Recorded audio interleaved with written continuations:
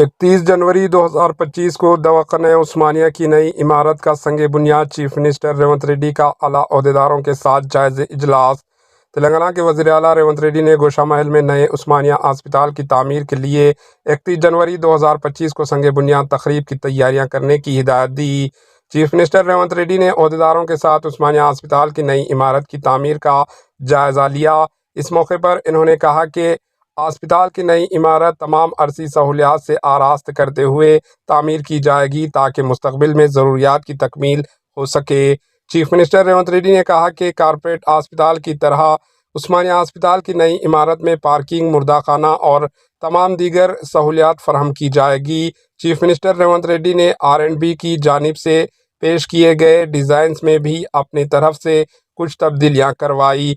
Layout, building designs, landscaping के सिलसिले में मंसूबे तैयार करने की हिदायत दी। चीफ मिनिस्टर रेवंत रेड्डी ने कहा कि इमारत ऐसी होनी चाहिए कि वहां मरीजों, पेशेंट्स, डॉक्टर्स और तिबी आमला को किसी किस्म की भी कोई परेशानी ना हो। Bureau report, AHN news.